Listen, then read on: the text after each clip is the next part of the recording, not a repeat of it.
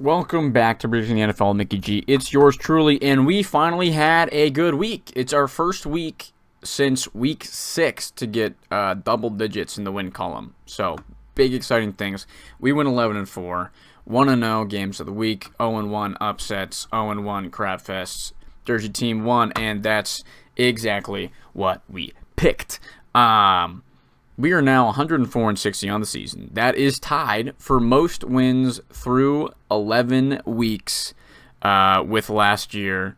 So all we got to do is get better than 6 wins, and we'll probably be on top because that's what happened last year in week 12. So just don't do that, and we'll be back on top for best all time. We are 6-5 in games of the week, 6-5 in upsets, 4-7 in crap fests. Teams are 7-4 when I wear the jersey, and my picks are 9-2. Historically, in week 12, we are 63-27, which is actually very, very good. All we need to do is get 7 wins, and we will have the most in a single week. So historically, we are fantastic in week 12. Apparently, besides last year. 1-4 in games of the week, though. 3-2 in upsets. 3-2 in crap fests. 2-0 teams are on wear the jersey, and so are my picks. Our best week 12, I believe, is 14-2. The first year we did it back in 2017, we went 14-2. We also had a 12-4 back in 2020, and actually a couple stinkers as well. In other years, no, never mind. Just last year was the only stinker we've had. All of them have been at least 9. We went 12-4 in 2020. We went 9-5 in 2019. 11-4 in 2018, and like I said before, 14-2. In 2017, and that was the start of a 6-week streak of 10+, which we have yet to match. 6 weeks is the best we've ever had. 6 weeks is the most we've had in a row of 10+. We were close last year. We had 5 2 separate times. This year we've only had 3, but if we start a streak now, we could beat it. That being said, let's talk about the betting. We did pretty solid on the betting, actually. We made money in both columns, which is not usually what we do. Turn $147 to $153, so a big $6 plus in that direction. But on the money line bets, we turned 75 to 88, so very good. Now, part of those losses is the fact that it's now 2 weeks in a row, no tight end touchdowns on Thursday. They heard us, they knew it was free money, and so Vegas has done something about it to slow us down, and that makes me very upset. But hopefully we can fix that. But let's start talking about this week's predictions. First on our list is our Thursday night game. It is the Bills at the Texans. And here's the tough part here. I don't have a wonderful read on this game. A big part of it is the fact that Thursday Night Football, anything can happen. Okay, we all know this. Anything can happen on Thursday Night Football. And Davis Mills is, however, the starting quarterback for the Texans again. Now, that being said, he is 2-0 as their starting quarterback this year. Now, one was an epic collapse from the Jaguars, and then the next week was against the Titans, so let's not get too crazy here with it. But Allen did just have a superhero performance last week, and he's going to probably have to do it again because of how good this defense is for the Texans. So, that being said, I still think the Bills are the team to do it here, so that's what I'm going with, but it's not necessarily something I feel overly confident about. I do love the under in this, and I am still a fan of the tight end touchdowns. Dalton Schultz is like the top guy for Mr. Davis Mills, so he's actually a really good pick, I think, and then also Dalton Schultz is out, or Dalton Kincaid is out, excuse me. So Dawson Knox has a good option there for a sneaky little touchdown in his direction. The next game on our list is the Steelers at the Bears. Rodgers is known for being the owner of the Chicago Bears franchise. The problem is he's currently got a little bit of an angry wrist going on. Heard it in last week, and then Mr. Mason Rudolph came in and secured them a victory. So the question is, should they put Rodgers out there? Well, he thinks he should be out there, and that might be their downfall. However, I do think that even if he does play, it's not going to be a full game situation. I think he's probably either going to play badly and be like, the wrist, man, it was just worse than we thought. Guess I can't play.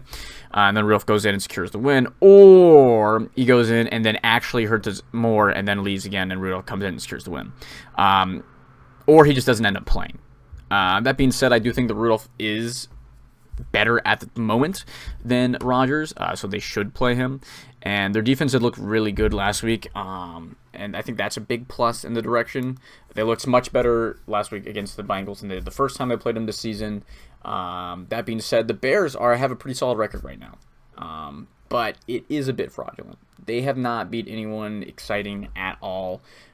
Their list of conquests includes the Cowboys pre-bye before they figured out their defense, which I think they might have actually done. The Raiders, Commanders, Saints, Bengals, Giants, and JJ McMid. So not necessarily teams that are super exciting. The teams they have lost to are the Lions, the Ravens, and the Vikings back in week 1. So Bears do not necessarily give me a lot of confidence, so that's why I'm going to go with the Steelers here. Next is the Patriots at the Bengals. Joe Burrow is flirting with the idea of playing football this week for some reason, and I don't particularly understand why, because it doesn't make sense. One, he's rushing back from injury, so he's not going to play great because of that. And then also, he wasn't playing great before he got injured anyways. He had about a game and a half, and in those game and a half, he did not do much of anything spectacular. So I don't know why they're trying to force him to go out there. Plus, he's going up against who might be the top team in the NFL. The Patriots look fantastic. Vrabel's going to put him in so much hell. Kayvon Chason might eat him alive, man. All right, so we're going with the Patriots here. If it's Burrow or it's Flacco, it doesn't matter. The Patriots are winning this football game. Next is the Giants at the Lions. Giants are a mess. We did get some Jameis hoops last week, which was fun, but he was unable to secure a victory against the Packers. And if he's starting this week or Dart is, I don't think it totally matters. The Lions are coming off a tough loss to the Eagles, and they are at home, which means we're in the Jared Goff conditions that he likes. He likes that dome, so they're going to go out there. They're going to score some points. They're going to win a football game. That's really all that's going to be there. Next is the Vikings at the Packers. Nice, another divisional matchup we got this week. 9 is bad at the sport. J.J. McCarthy is bad. He's bad, and I've been saying he's bad. I will never stop saying he's bad because he's, in fact, bad. Packers close one to the Giants last week, but I don't think it matters. Packers should go out there. They should win it. This might be one of the games that they finally lock in for. It's been a few weeks, but I think this is one of the ones that they do. I think they go out there, they smack them in the mouth. J.J. McBummo throws multiple interceptions and loses another football game for the Giants. Next is the Seahawks at the Titans. Titans are bad. Seahawks are good. They had a tough loss. Sam Darnold showed his true colors, which was throwing 4 interceptions against the Rams, which cost them the game. But he's going up against the Titans this week. That's not happening. Bo Nix managed to throw like 4 interceptions week 1 against the Titans and still came away with a victory. So I think Darnold can possibly do the same thing and still get a victory here.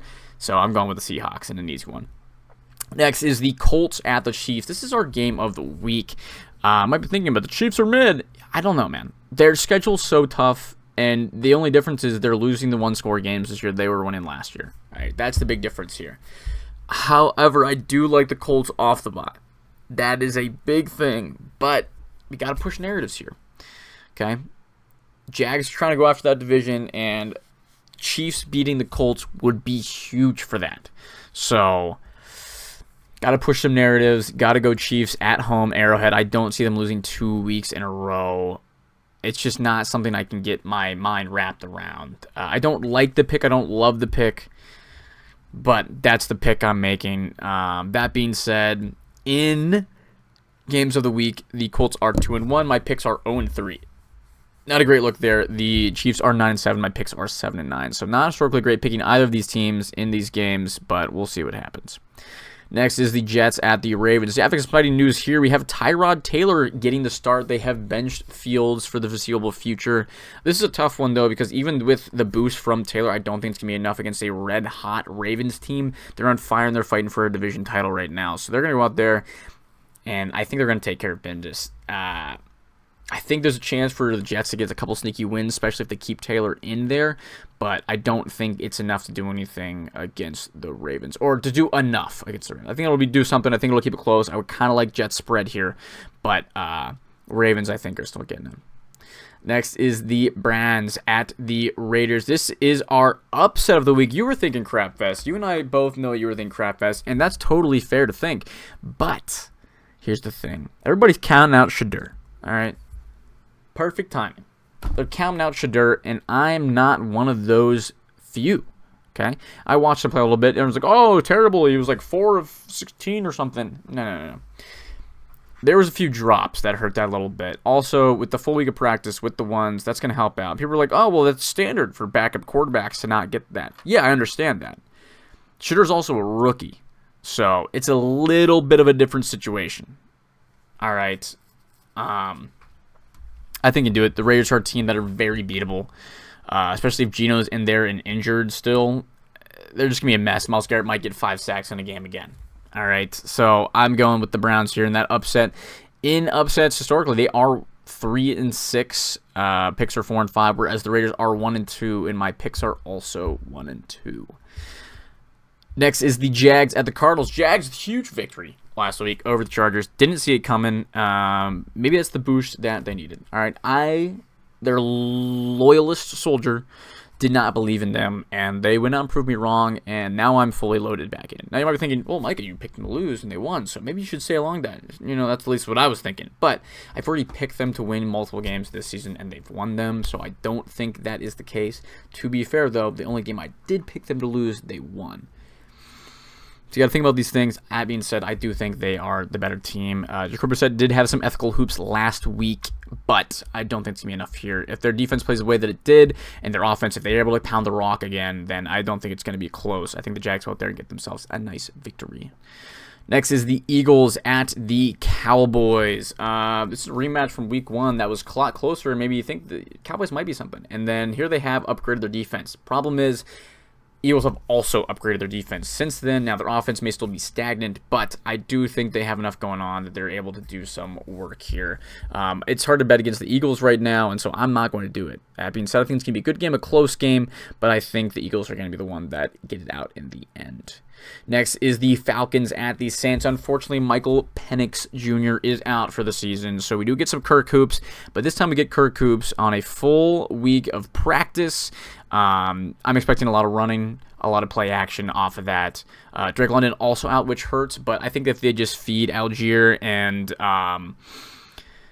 Bijan Robinson, it's going to be an easy win over the Saints. Now, the Saints might be coming off a bye, and that is big, but it's also the Saints, man. Tyler Shuck also already got his signature win, so I don't think we need to give them another one. I got the Falcons in the Crap Fest. And next we have the Buccaneers at the Rams. I was deciding this one, which jersey I wanted to go with, but we have a creamsicle later in the season, so I might try to save my creamsicle for that. So I went with the Rams instead. We got the Mark Bulger on. This is our jersey game of the week, Bucks at Rams.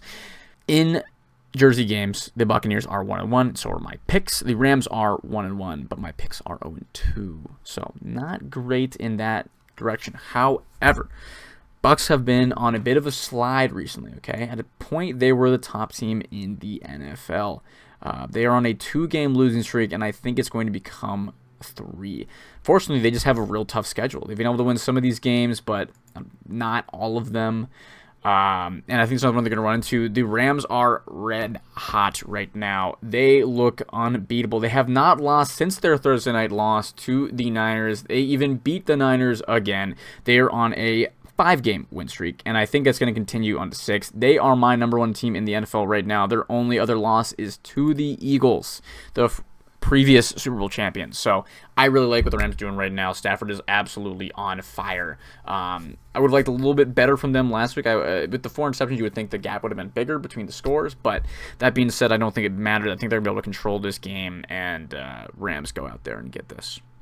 And our last game of the week is the Panthers at the Niners. Niners looked fantastic last week, got 41 points against the Cardinals. Their only losses so far this season are to the Jags, the Texans, and then the Rams, who they have split wins with. Panthers, I like what they're doing recently, but they do have some questionable losses on this season. All right, they lost to the Cardinals earlier in the year, and they lost to the Saints just a few weeks ago. They beat the Falcons, but it's also the Falcons, which they just kind of own. So I don't think they're able to get a win in this one. I think that just Niners are just that much better. Even with all the injuries that they have, they're just such a well-coached team, and they're trying to keep themselves in that race for the playoffs. So I think they're going out there, they're going to get that, and unfortunately for the Panthers, they're going to continue to drop back down to 500. We got 4 teams on a bye this week. We have the Dolphins, the Chargers, the Broncos, and the Commanders. Not a whole lot to say at this one, except the Broncos coming out of bye is going to be a scary team to look at just because of their defense, being able to rest them up for a bit. But that's all for this week. A little quick one here. I think I was moving through some things pretty well. Thanks for stopping by. Make sure to smash like, subscribe, all that wonderful things. And I will see you next week.